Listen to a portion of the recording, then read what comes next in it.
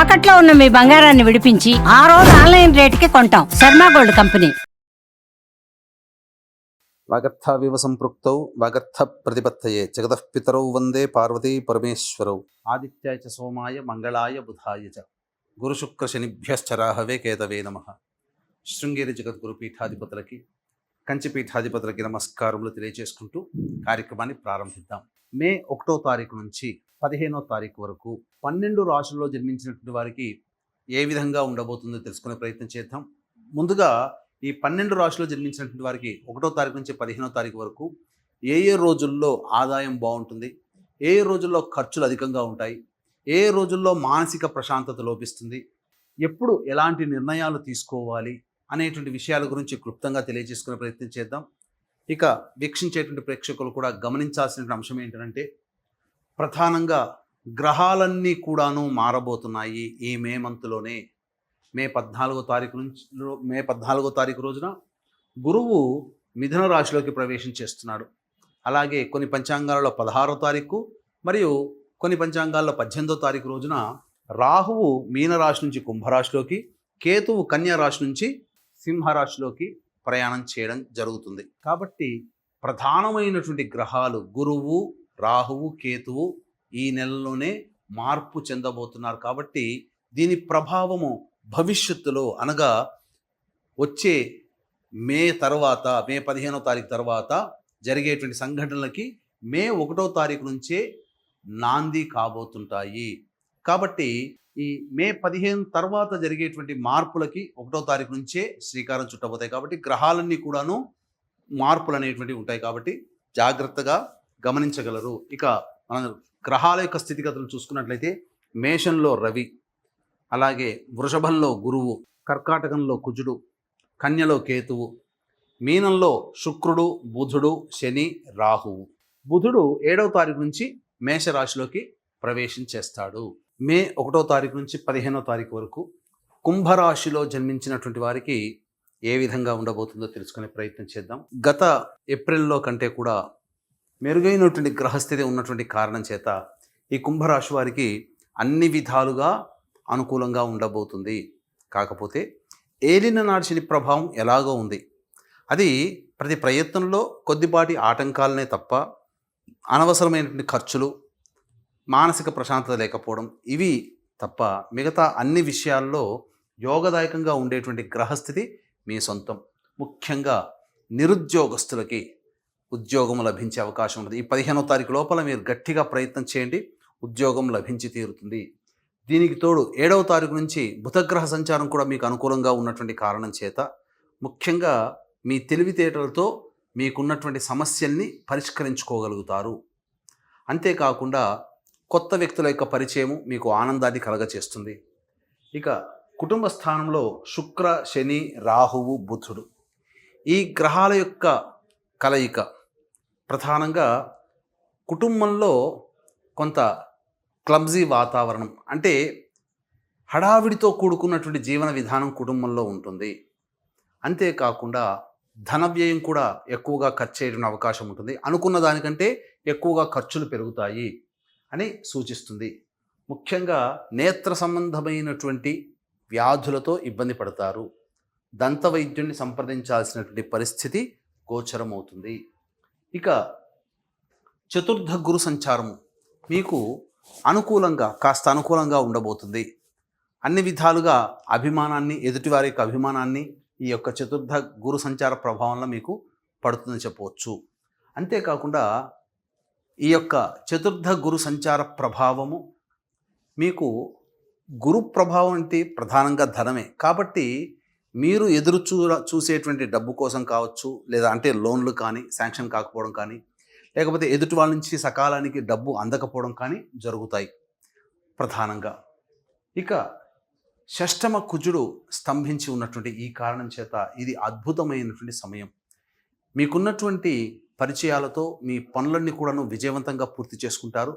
ధైర్యంతో ముందడుగు వేయడం ద్వారా మీకున్నటువంటి సమస్యల్ని ఆ కుజుడే అన్ని గ్రహాలని అదుపులో పెట్టి ఆ కుజుడు సంపూర్ణంగా మీకు ఫలితాలను ఇవ్వబోతాడు. తర్వాత చెప్పొచ్చేది ఏమిటంటే, ఈ యొక్క కుంభరాశిలో జన్మించినటువంటి వారికి గ్రహస్థితిగతులు అనుకూలంగా ఉన్నాయి. పరిస్థితులు కొంత అనుకూలంగా ఉండవు. కానీ గ్రహాల యొక్క ప్రభావంతో పనులన్నీ కూడాను చక్కబెట్టుకునే అవకాశాలు మీకు మెరుగవుతాయి. కాబట్టి తెలివితేటలతో మంచి విజ్ఞానంతో మీరు ముందడుగు వేస్తే మంచి జరుగుతుంది. వివాహం కావాల్సినటువంటి అబ్బాయిలకి అమ్మాయిలకి వివాహ సంబంధాలు గోచరమవుతాయి. అలాగే విద్యాపరంగా ఉన్నటువంటి వాళ్ళు ఎక్కువగా శ్రమ కోరిస్తే తప్ప విద్యార్థులు పరీక్షలలో ఉత్తీర్ణతా శాతాన్ని పొందలేరు.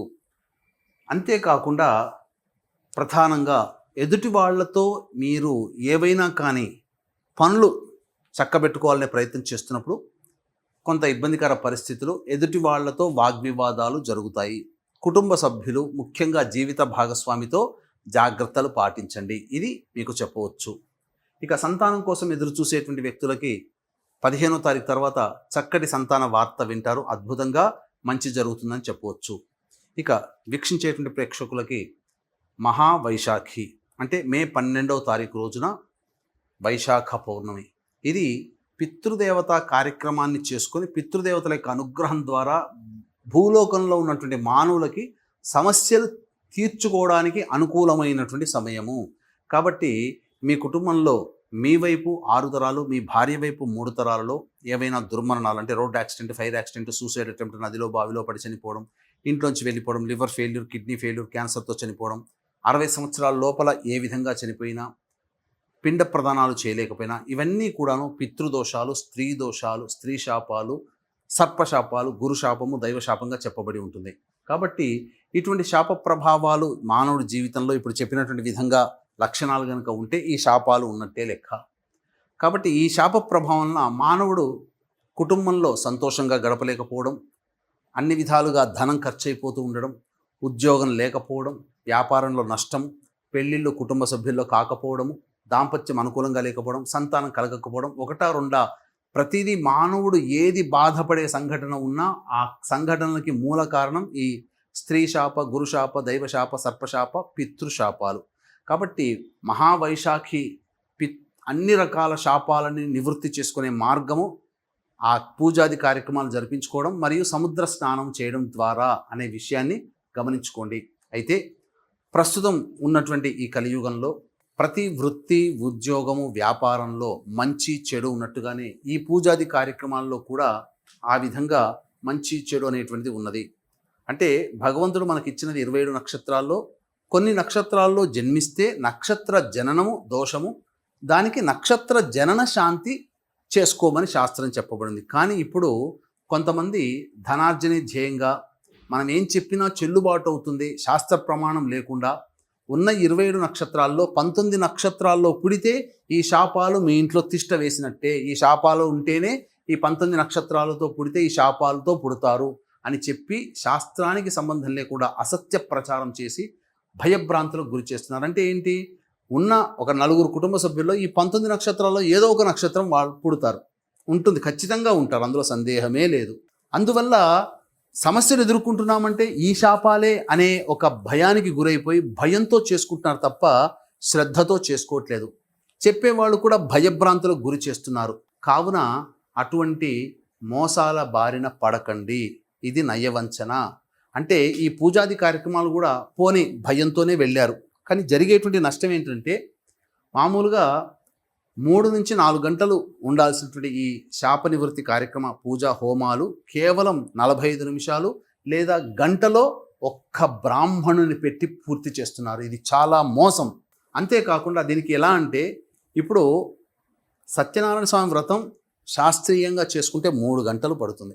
కానీ ఇప్పుడు అరగంట 30 గంటలో పూర్తి చేస్తున్నారు కదా. అలాగే తూతూ మంత్రంగా పురాణోక్తంగా ఈ పూజలని చేయిస్తున్నారు.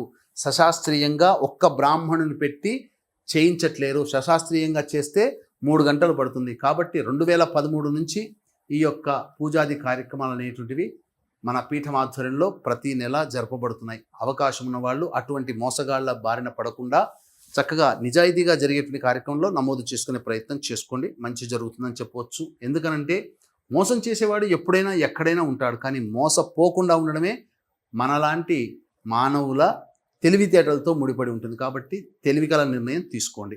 ఇక ఈ యొక్క కుంభరాశిలో జన్మించినటువంటి మహిళలకి అన్ని విధాలుగా సహాయ సహకారాలు కుటుంబ సభ్యుల నుంచి రావడము, బయట కార్యక్రమాల్లో ఇతరులు మీకు సహాయ సహకారాలు అందించడము అన్ని విధాలుగా ఆనందదాయకంగా ఉంటుంది. కాకపోతే శారీరక శ్రమ అధికంగా ఉండడం, మొహమాటానికి పోయి అనేక మంది బరువు బాధ్యతల్ని నెత్తిన వేసుకొని ఆ బాధ్యతని కంప్లీట్ చేసుకోవడానికి ఎక్కువగా సమయం కేటాయించడం అనేటువంటిది జరగడం ద్వారా ఇబ్బందికర పరిస్థితులు ఎదురవుతాయి. మానసికంగా ఒత్తిడికి గురవుతారని చెప్పొచ్చు. కాబట్టి ఎంతవరకు చేయగలరో మొహమాటం లేకుండా అంతవరకే మీ యొక్క శ్రమని వినియోగించుకోండి, మొహమాటానికి పోకండి. ఈ యొక్క రాశిలో జన్మించినటువంటి మహిళలకి వివాహాది కార్యక్రమాలు మే 15 తారీఖు తర్వాత మీరు ప్రయత్నం చేసుకోండి, కుదురుతాయి. అలాగే సంతానం కూడా మే 15 తారీఖున మీరు కనుక ప్రయత్నం చేసుకుంటే చక్కటి వార్త వింటారని చెప్పొచ్చు. అన్ని విధాలుగా సాధారణమైనటువంటి మిశ్రమ ఫలితాలు ఈ యొక్క కుంభరాశిలో జన్మించినటువంటి మహిళలు పొందుతారని చెప్పవచ్చు. ఇక 1వ తారీఖు, 2వ తారీఖు, 3వ తారీఖు రోజున కనుక చూసుకుంటే మీ ఆరోగ్యం పట్ల శ్రద్ధ వహించాల్సినటువంటి పరిస్థితి. ముఖ్యంగా వృధా కాలయాపన జరుగుతుంది, ఏ పని ముందుకు సాగకుండా ఉంటుంది, అనవసరమైనటువంటి ఆలోచనలతోనే ఎక్కువగా కాలం గడుపుతారు అని చెప్పవచ్చు. 4, 5, 6, 7 తేదీల్లో కనుక చూసుకున్నట్లయితే రాని బాకీలు వసూలవుతాయి, అన్ని విధాలుగా ఆనందదాయకంగా ఉంటారు. మీ ఖర్చులకి అలాగే సమస్యలకి మించినటువంటి ఆదాయం లభించడం ద్వారా అన్ని సమస్యల్ని పరిష్కరించుకోగలుగుతారు. ఎన్నాళ్ళ నుంచో ఎదురు చూస్తున్నటువంటి డబ్బులు కానీ లోన్లు కానీ శాంక్షన్ అవుతాయని చెప్పవచ్చు. ఇక 8, 9, 10 తారీఖుల్లో కనుక చూసుకుంటే మానసికమైనటువంటి ప్రశాంతత లోపిస్తుంది, వృధా కాలయాపన చేస్తారు, ఒక జిగ్జాగ్ లాగా ఉంటుంది, ఏ పని చేయాలన్నా సంతృప్తిగా ఉండదు. అన్నిటికంటే మించి మీకు ధనము అధికంగా ఖర్చు అయ్యే అవకాశాలు గోచరమవుతున్నాయి. 11, 12 తేదీలో కనుక చూసుకుంటే సంతానం మూలకంగా విభేదాలు, ఖర్చులు, సమస్యలు పెరుగుతాయి. అలాగే మీరు దూర ప్రాంతాల నుంచి కొంత చెడు వార్తలు వినాల్సినటువంటి పరిస్థితి గోచరమవుతుందని చెప్పవచ్చు. ఇక 13, 14, 15 తారీఖులో కనుక చూసుకుంటే చేస్తున్నట్టు వృత్తి, ఉద్యోగ, వ్యాపారాల్లో ప్రోత్సాహకరంగా ఉంటుంది. అందరి సలహాలు తీసుకోవడం, అందరి సహాయాలు పొందడం ద్వారా మీకున్నటువంటి సమస్యల్ని పరిష్కరించుకోగలుగుతారు. ధనాదాయం కూడా చక్కగా ఉంటుంది. ఏతావాత చెప్పొచ్చేది ఏమిటంటే ప్రధానంగా 8, 9, 10 తేదీలలో అలాగే 1, 2, 3 తేదీలలో ఖర్చులు అధికంగా ఉంటాయి కాబట్టి జాగ్రత్తలు పాటించండి అని చెప్పవచ్చు. ఇక ఈ యొక్క కుంభరాశిలో జన్మించినటువంటి వారు సమస్యల పరిష్కారం కోసం ప్రతిరోజు కూడాను దత్త అష్టకం రోజుకి 3 సార్లు పఠించండి, సమస్యల్ని పరిష్కారం అవుతాయి. సర్వం శ్రీ ఉమామహేశ్వర పరబ్రహ్మార్పణమస్తు.